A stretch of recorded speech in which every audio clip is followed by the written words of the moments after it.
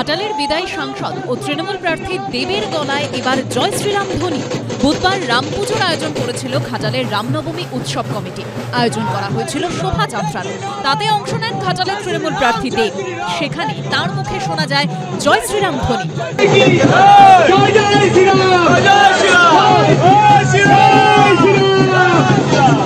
গত কয়েক বছরে জয় শ্রীরাম ধ্বনির আলাদা করে পরিচিতি তৈরি হয়েছে বঙ্গ রাজনীতিতে।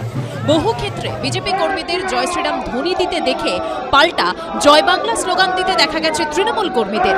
এমনকি এই পরিস্থিতির সাক্ষী থেকেছে বঙ্গ বিধানসভাও।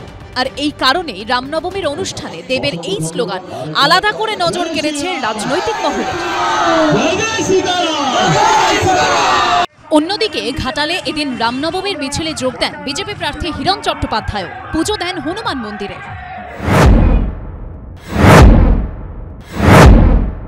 আজকে তো সকাল থেকে শুনছি রামনবমী, মাথায় তিলক তিলক লাগিয়ে আজকে রামনবমী পালন করছে। তো বলে এরা কোনো ধর্মেরই নয়, এরা রাজনীতির জন্য ধর্মকে চুজ করে। এরা রাজনীতির জন্য ধর্মর বদলে দেয়। যখন যে ধর্মকে দিলে রাজনীতির ভোটটা পাবে সেই ধর্মের মধ্যে ঢুকে গিয়ে ধর্ম পালন করেন। অ্যাকচুয়ালি ব্যবহার করে বলে তার নয়, ঠাকুর তো কারো একা করতে পারে না। আমি ইফতার পার্টিতেও তো গেছিলাম, আমি যখন ইফতার পার্টিতে যেতে পারি তো রামনবমী থেকে আমি যেতে পারি। ঘাটালের পাশের কেন্দ্র মেদিনীপুরেও এদিন রামনবমীর একাধিক অনুষ্ঠান হয়। সেখানেও রাজনৈতিক দলের নেতা নেত্রীদের অংশ নিতে দেখা যায়। এদিন মেদিনীপুর শহরের গান্ধীঘাটের রাম মন্দিরে পুজো দেন মেদিনীপুরের তৃণমূল প্রার্থী জুন মালিয়া। অন্যদিকে দাঁতনে রামনবমীর শোভাযাত্রায় অংশ নেন বিজেপি প্রার্থী অগ্নিমিত্রা পাল। সৌমেন চক্রবর্তী, সোমনাথ দাস ও অমিত জানার রিপোর্ট, এবিপি আনন্দ।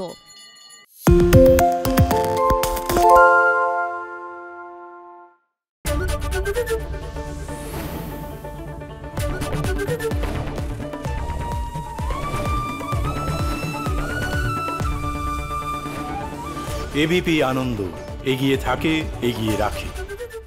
পালিয়েছে তাই নাকি? রাত্রে বাংলা গুজব চায় না, বাংলা খবর চায়। বাংলা খবর, বাংলার খবর। সত্য অন্তহীন, সত্যের খোঁজও তাই, সত্য সন্ধানে তাই আমরা অক্লান্ত, অকুতভয়। এবিপি আনন্দ নতুন ভাবনার প্রতীক, যা মনে মুক্ত, তথ্যে যুক্ত এবং যাবতীয় সীমানার বাঁধন থেকে মুক্ত। সীমা না শব্দটির মধ্যে লুকিয়ে আছে মানা শব্দটি, যেন চোখ রাঙানি এক অদৃশ্য বেড়াজাল, যা আটকে রাখে আমাদের এক ছোট্ট গণ্ডির মধ্যে। একমাত্র সঠিক খবরই গড়ে তুলবে এক মুক্ত সমাজ। সেই জগৎ গড়ার লক্ষ্যে কোনো সীমানার ঠুকুটি আমরা মানব না। এবিপি আনন্দ, এগিয়ে থাকে, এগিয়ে রাখে।